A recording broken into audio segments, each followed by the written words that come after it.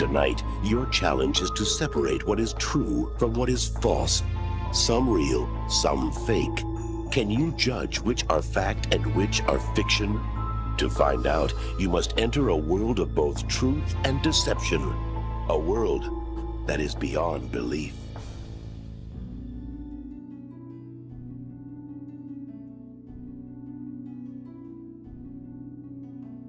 On August 20th, 1966, two bodies lie side by side on a remote hilltop near Notori Brazil. Both are wearing homemade lead eye masks, waterproof coats, and neatly dressed suits. There are no wounds, no weapons, and no signs of a struggle. At their feet, a water bottle, towels, and cryptic handwritten notes, and silence. This is one of the strangest unsolved cases in modern criminal history. A case that has baffled investigators, spawned conspiracy theorists, and remains unsolved nearly 6 decades later. Manuel Pereira da Cruz, 32, and Miguel Jose Viana, 34, electronics technicians from the town of Campos dos Goiás. On August 17, 1966, they left their homes telling families that they were going to Sao Paulo to buy work equipment, and instead, they boarded a bus to Notori. They carried a large amount of cash, over 2.3 million cruzeiros, about $96 at the time. Upon arrival at 2:30 p.m., the two men bought identical waterproof coats, a bottle of mineral water, and later were spotted at a local cafe. According to the waitress, Miguel seemed nervous. He kept checking his watch, and the two men left shortly after. And that was the last time that they were seen alive. 4 days later, on August 20th, an 18-year-old boy flying a kite on Morro do Venetem, a remote hill outside of Notori, discovered the bodies. Local authorities arrived the following day. What they found defied explanation. Manuel and Miguel lay side by side on the ground. Both wore formal suits and the waterproof coats that they had purchased. Most notably, each had a strange, homemade lead mask covering their eyes, similar in shape to sunglasses but thick and heavy, offering no vision. Next to them lay an empty water bottle, a wet towel, and a handwritten note that read, 1630, be at the designated site. 1830, ingest capsule. After the effect, protect metals, await signal mask. Despite a thorough search, there were no signs of a struggle, no external injuries, and due to decomposition, toxicology results were inconclusive. The autopsy ruled that the cause of death was a cardiac arrest of unknown origin. The only other clues were a pack of cigarettes, a small notebook containing technical diagrams, and reports of unusual sightings around the time of death. A local friend told police that both men had been involved in a group of scientific spiritualists, people experimenting with psychic phenomena and attempting to contact spirits and extraterrestrial life. Others in town claimed to have seen a glowing orange object hovering over Morro de Venetem that very night. The prevailing theory is as strange as the scene itself. The two men ingested a hallucinogenic capsule, perhaps LSD or mescaline, and around 4:30 p.m., they wore the lead masks to protect against an anticipated blinding flash or spiritual signal. At 6:30 p.m., they followed the final step, await signal, and mask. Whatever they expected never came. Or did it? And it killed them. The police closed the case in 1969. No suspects, no further evidence. Just two men who believed perhaps too deeply in something beyond this world.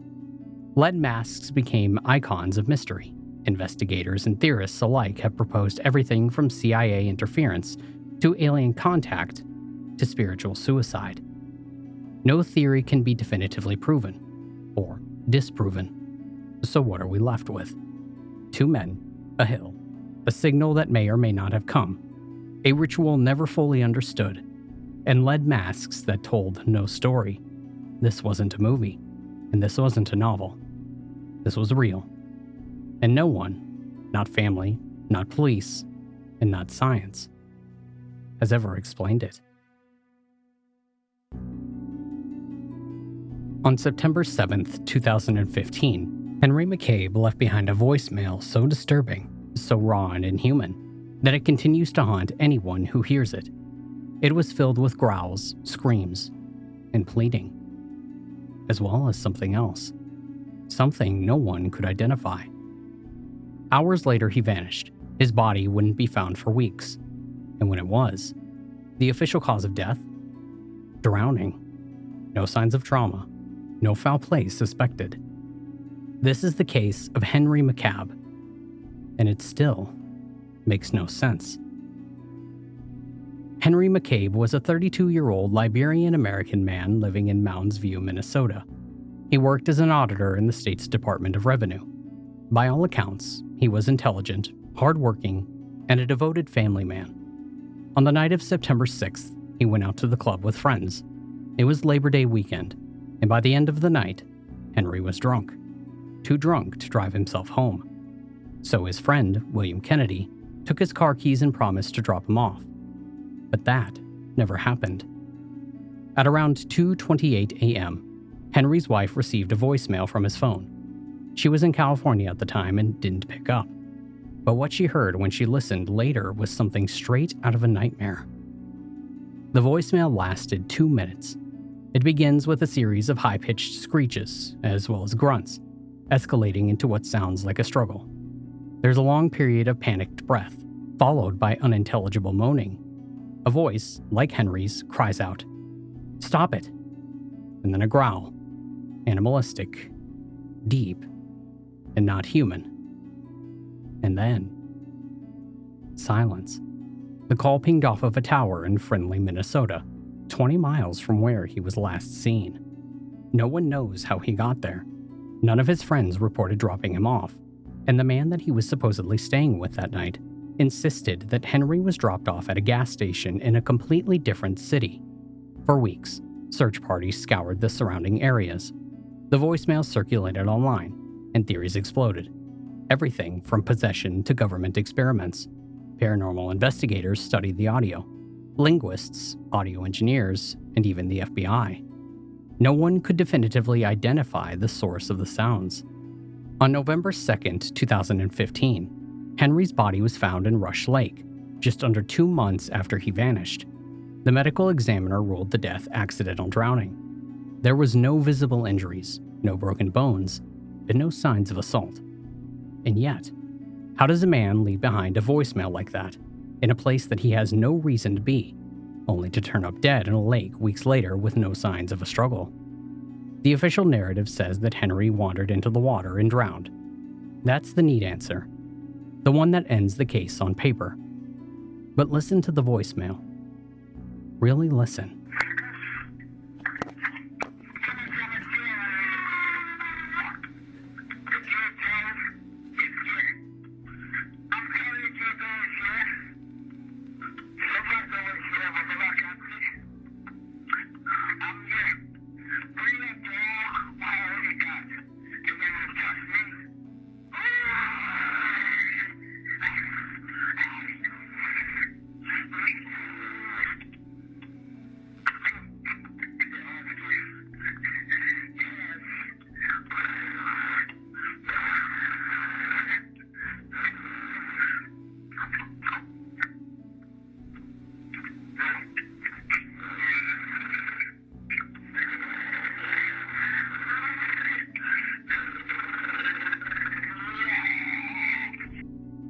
There is fear in his voice, pain and confusion, as well as something else. Something not easily explained by alcohol or water. Was it mental distress, some form of psychosis? Or did Henry McCabe encounter something that night that went far beyond what we can understand?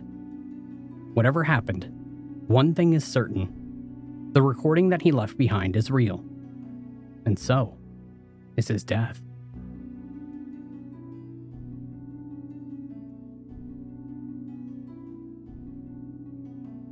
In 1983, a janitor at an abandoned psychiatric hospital in upstate New York found a box sealed with wax and wrapped in electrical tape. It was buried beneath insulation in the attic. The only marking on the box was a label, faded and smudged with 3 typed words: Edison Research Project. Inside were 6 reel-to-reel tapes, a heavily redacted medical file, and a handwritten note that simply read, "Do not listen at night." This is the story of the Edison Tapes. The hospital, Eldon Grove, had been shut down since 1974 after a series of patient deaths, lawsuits, and reports of unethical experiments. Most of the records were destroyed in a fire, and the building was left to rot. But the tapes had survived.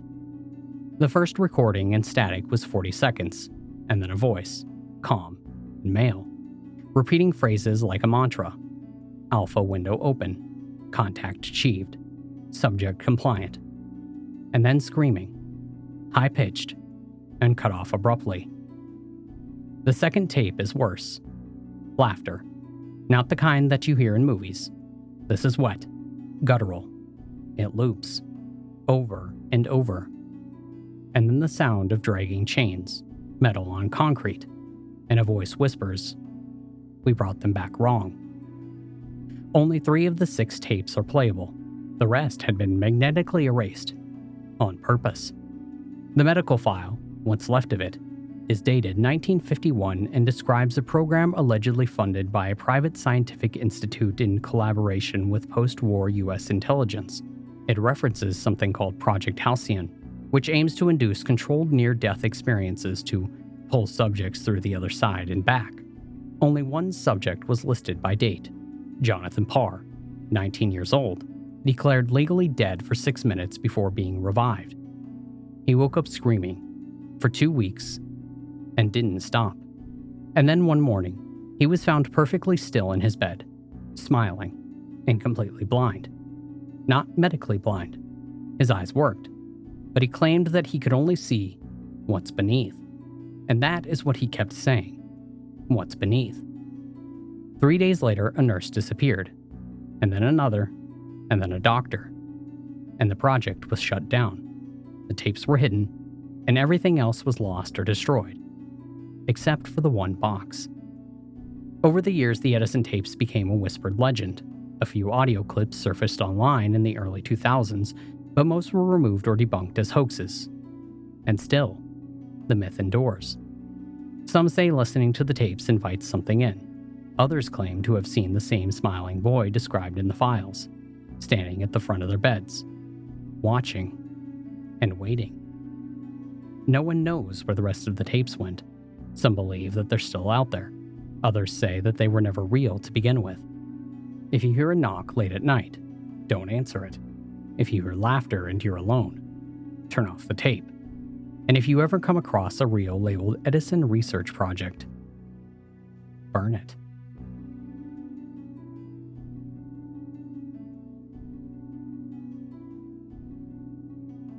In the winter of 1944, in a small town of Odin, Indiana, something happened that defied all logic, science, and explanation. A man allegedly began spitting fire. Not metaphorically, not as a sideshow act, but spontaneously, without matches, accelerants, or any visible ignition source. Flames erupted from his mouth in front of multiple witnesses. His name was Joe Nickel, a humble man in his early 40s, working as a coal truck driver. On the night in question, Nickel and his family claimed that he had been feeling unwell. A strange sensation in his throat, like heat building.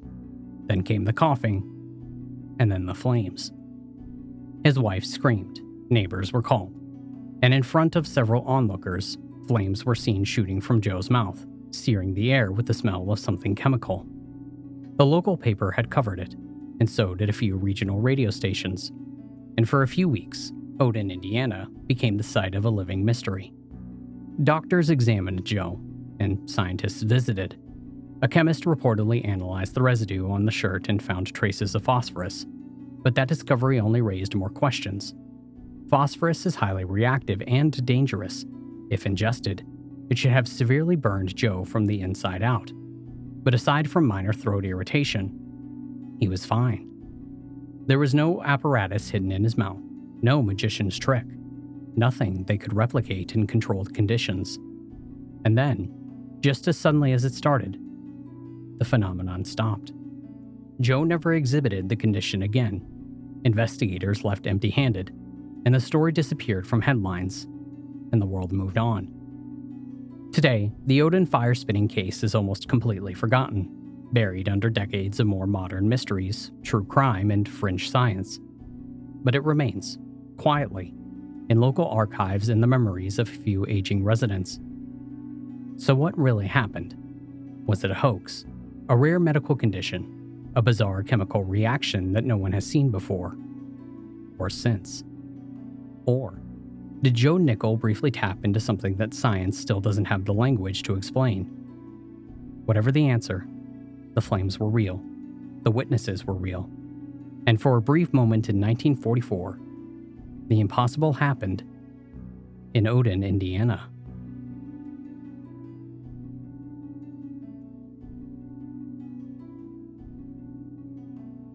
October 12, 1974, Stanford University, Palo Alto, California. A young woman walks alone in the memorial church around midnight, and she will never walk out. Her name was Arles Perry, 19 years old, newly married, a devout Christian who had recently moved from North Dakota to California with her husband Bruce, a Stanford student. That night, after a minor argument, Arles told Bruce that she wanted to go pray at the church. He stayed behind, and that was the last time that he saw her alive. Around 5:30 a.m. the next morning, a security guard named Stephen Crawford had discovered Arles's body. She had been brutally murdered in what looked like a ritualistic execution. Her body was found near the altar. She had been strangled and sexually assaulted with a candle. Another candle had been positioned between her breasts. Her jeans were removed and laid over her legs. Her blouse was pushed open. The scene was staged. It was grotesque. And it was intentional. Police immediately questioned everyone close to Arles, including her husband. But nothing stuck. There were no witnesses, no obvious motive, no suspects. And the case quickly grew cold. And then came the rumors, whispers of satanic cult activity, of ritual sacrifice, of strange men seen in the church around the time of the murder. Some pointed fingers at local Satanist groups, already under public scrutiny due to the rising satanic panic of the time.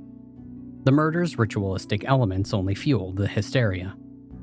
But no evidence has ever confirmed those theories. The investigation languished for decades, files gathered dust, leads went nowhere. Until 2018. Through modern DNA testing, investigators finally matched DNA from the crime scene to someone that they had overlooked for years. Stephen Crawford, the very security guard who had claimed to have discovered her body. Police moved in to arrest him at his home in San Jose. Before they could take him into custody, Crawford pulled out a gun and shot himself. He died instantly, and with him, any chance of a confession. So what really happened the night in the memorial church? Was Crawford acting alone? Did he stage the scene to mimic a ritual in order to throw off suspicion? Or did he know something darker? Something he never had the chance, or the courage, to reveal? We may never know. But for decades, Arles Perry's murder was held up as one of the most mysterious and disturbing unsolved crimes in California history. And for good reason. Because behind the whispers of cults and ritualistic sacrifice was a real woman, 19 years old, faithful, kind, and in the wrong place at the wrong time.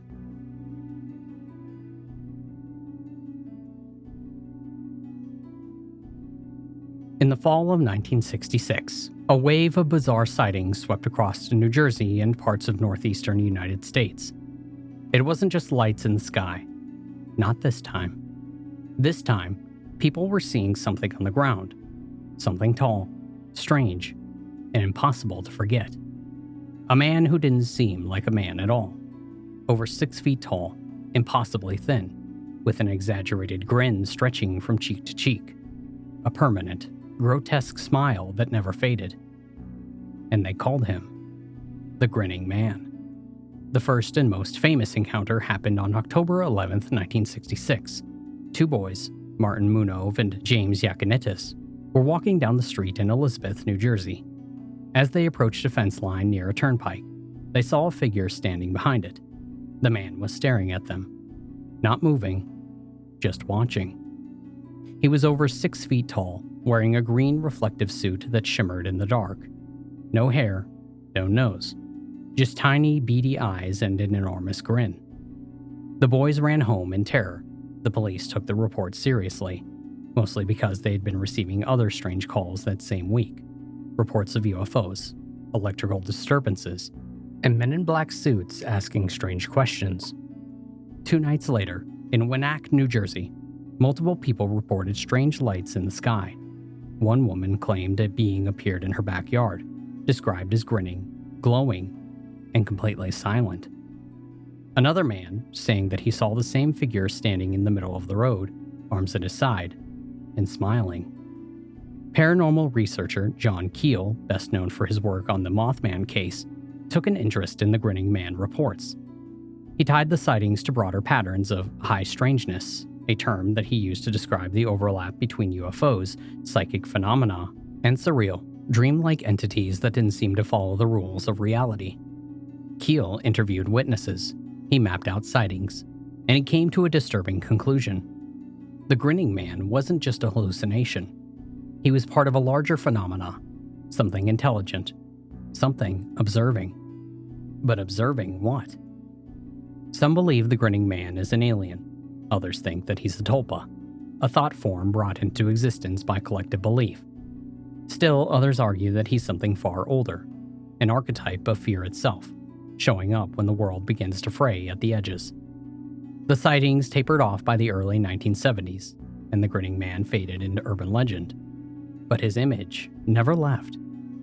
A tall figure in a strange suit, staring with eyes that don't blink, smiling with a mouth that never closes, and not saying a word. Just watching. Was he a ghost? An alien? A projection from some deeper part of the human mind? We don't know, but ask anyone who saw him, and they will tell you the same thing. He was real.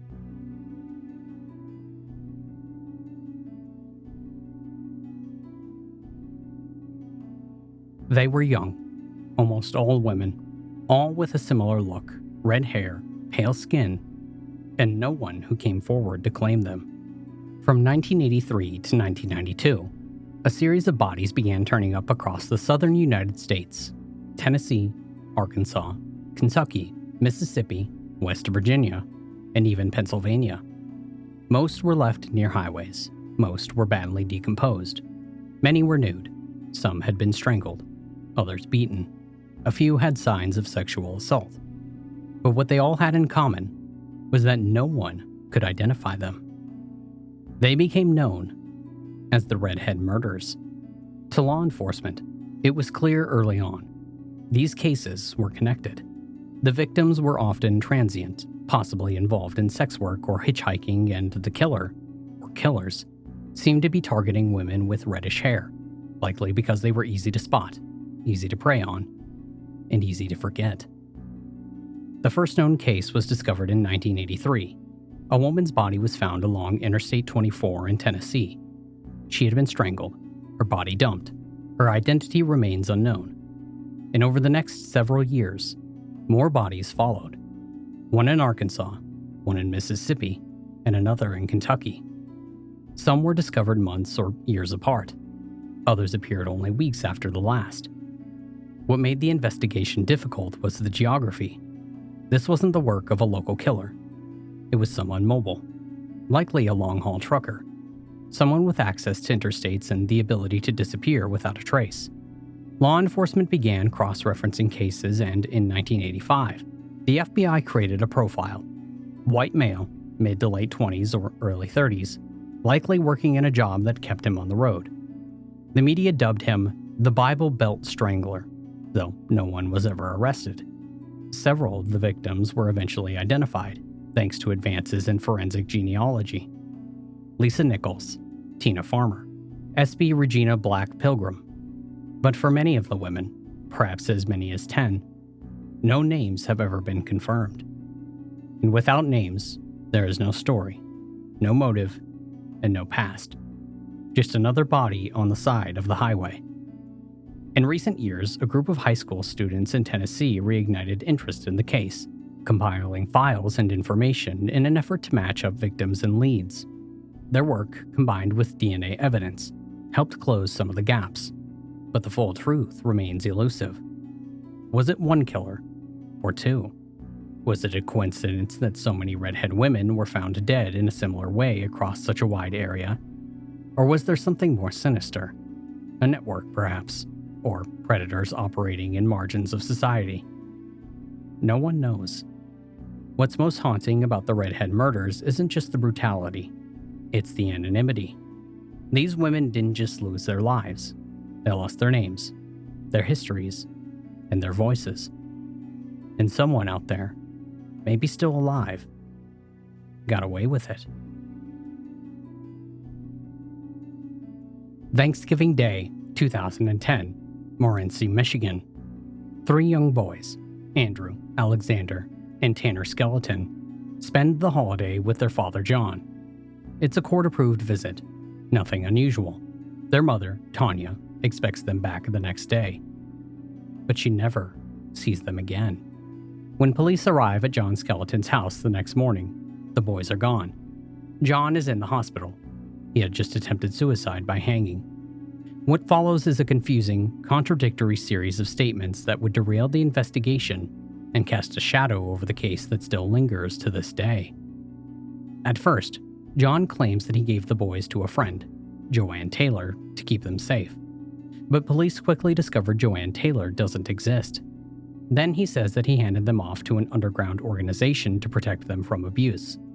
No such group is ever found. Later, he implies that he gave the boys to a traveling group of women who were part of a secretive network that helps children escape dangerous situations. But Tanya was never charged with abuse. There were no signs that the children were in danger, except maybe from John himself. Police began to suspect the worst, that John was the last person to see them alive. No surveillance footage ever shows the boys after Thanksgiving Day. Their clothes and their belongings were never recovered. And John's story keeps changing.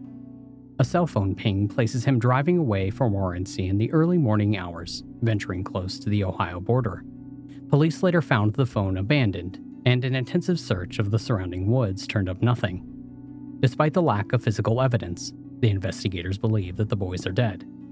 John Skeleton has never been charged with murder, only unlawful imprisonment. He pleaded no contest, and he is serving a prison sentence that could keep him locked up until 2025. But he never said what really happened. And without a confession, or bodies, or even a confirmed sighting, the disappearance of Andrew, Alexander, and Tanner Skeleton remains one of the most haunting unsolved cases in modern American history. 3 young boys vanished from a small town. No ransom note, no demands, and no trail.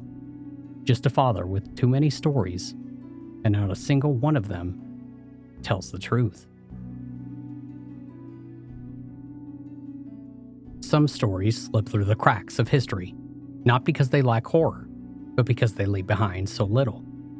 In November 1977, in the small mountain town of Holloway, West Virginia, an entire family vanished without a trace.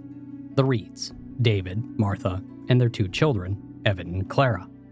One minute they were celebrating Evan's 12th birthday, and the next, the house was empty. No signs of forced entry, dinner still on the table, lights on, and doors locked from the inside. It was like they had been erased. Neighbors alerted police after not seeing anyone for 2 days, and what they found inside the Reed home baffled anyone. The table was still set. A birthday cake had been partially eaten. Balloons were deflated in the living room. But no fingerprints were found, not even the family's, as if the house had been wiped clean. In the basement, investigators found something else. Dozens of Polaroid photos, grainy and dark, showing what looked like underground tunnels. Some appeared to be from inside mines long since sealed off. Others were completely unfamiliar. The final photo in the stack was different. It was a picture of the Reed family, not the way that anyone had remembered them. In the image, they stood side by side in front of a dark stone wall. Their eyes were wide open, their faces pale, and smiling, too widely. In the background, barely visible, were shapes. dozens of them, human-sized, watching from the darkness. The photo had no timestamp, no negatives. It was taken with a type of film that had been discontinued years earlier. The FBI investigated. Psychologists were brought in, and some thought that it was a cult. Others whispered about old Holloway mine legends, stories of tunnels that led deep into the mountains and never came back out. Stories of voices that echoed in stone, even when no one was there. The case was never solved, and over the years conspiracy theories flourished. A local radio DJ claimed to receive a phone call in 1985 from someone claiming to be Evan Reed.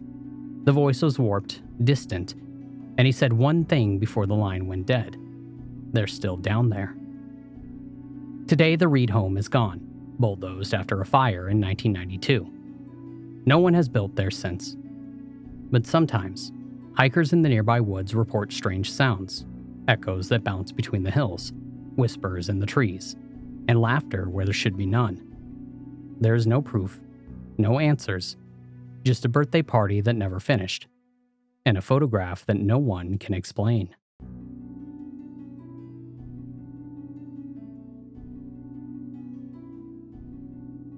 There is something chilling about an ordinary house hiding unimaginable horrors. From the outside, 10 Rillington Place in Notting Hill, London looked like any other rundown row house in post-war England. But inside, it concealed the work of one of Britain's most infamous serial killers, John Reginald Christie. Between the 1940s and early 1950s, Christie lured at least 8 women into his home. Some were neighbors, others were vulnerable strangers. He offered them hope, comfort, even medical treatment. But what he gave them instead was death. Christie's method was disturbingly consistent. He would render his victims unconscious, often using domestic gas under the pretense of treatment, and then he would strangle them. Afterward, he hid their bodies in various places throughout the house, under floorboards, in the garden, and behind the walls. His most horrifying hiding place was a small kitchen alcove, bricked in to form a sealed cupboard. It wasn't discovered until 1953, when new tenants moved in and noticed a strange smell. Inside were the bodies of 3 women, decomposed, dismembered, and long forgotten. But the most tragic chapter of the 10 Rillington Place story didn't end with Christie's arrest. In 1949, Christie and his wife Ethel lived in a flat below a young couple, Beryl and Timothy Evans. Beryl was pregnant, and Christie offered to help her with an abortion, illegal in Britain at the time. Days later, both Beryl and her infant daughter Geraldine were found dead, and Christie testified that Timothy had confessed to the crime. Timothy Evans, barely literate and likely coerced, was arrested and charged. Despite questionable evidence and a deeply flawed investigation, he was found guilty and hanged in 1950. 3 years later, police searched Christie's home after reports of a missing woman, and what they found uncovered the truth. Not only was Christie a serial killer, but he also had murdered Beryl and her child, crimes with which Timothy had been wrongly executed. Christie confessed to multiple murders, though it's believed that he may have killed more than he admitted. He was hanged in 1953, and in the years that followed, the British justice system was forced to confront its fatal mistake. Timothy Evans received a posthumous pardon in 1966, and 10 Rillington Place was eventually demolished.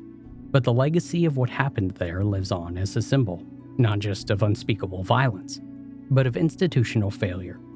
A man got away with murder for years, and another was killed for crimes that he didn't commit. And behind the brick facade of one small house, history wrote a horror story that was all too real.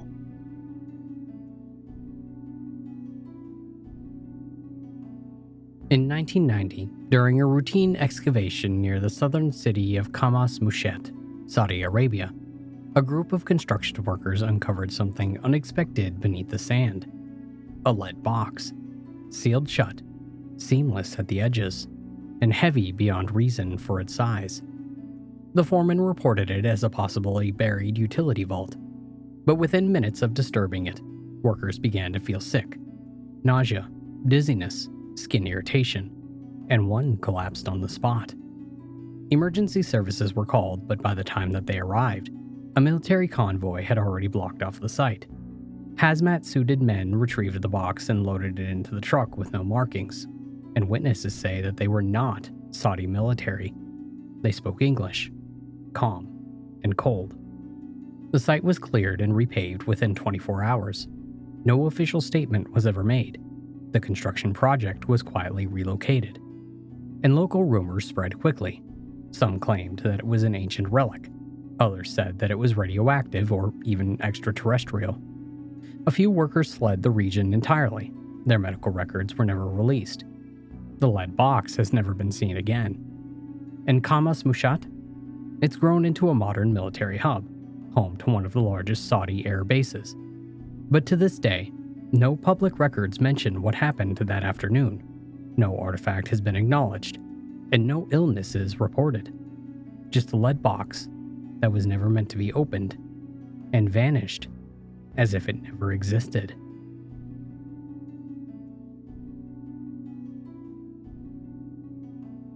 New Orleans, early 1700s. The city is young, humid, wild, and haunted before it even knows it. Ships arrive from France carrying something new to the colony. Not spices, not gold, but girls. They're called the filles à la cassette, the Casket Girls. Young women, some barely teenagers, sent by the crown to marry the settlers, populate the territory, and help civilize the lawless port town. Each arrives with a small wooden trunk, her casket said to contain personal belongings and a dowry. But these caskets are sealed, iron-banded, and padlocked. And when local priests attempt to open them for inspection, they're empty. And that is when the story begins. First, it's the whispers. Men who married the girls fall ill, pale, feverish, and dying in their sleep. And then, bodies start appearing in the streets, bloodless, eyes wide, and skin drained of color. Locals blame disease, the church blames immorality, but others blame the girls. The caskets are taken to the third floor of the Ursuline convent for safekeeping, nailed shut, hidden behind locked shutters that were never meant to be opened, and according to the nuns, they never were. Until one stormy night in 1978, a group of paranormal researchers set up across from the convent to observe those infamous shutters. What they witness becomes part of New Orleans folklore. At 2 a.m., the shutters burst open, and something escapes into the dark. No alarms, and no one goes in. And two of the researchers are found dead days later, blood drained, and wounds unexplainable. The legend of the Casket Girls remains a cornerstone of New Orleans vampire lore. Were they victims of the frightened colony, or were they something older? Something brought across the sea in wooden boxes never meant to be opened. The convent still stands, the shutters still hold. But no one, not clergy, not tourists, and not even the curious, has seen what is behind the door for over 300 years. And maybe that's for the best. Join us for more stories next time on Beyond Belief, Fact or Fiction.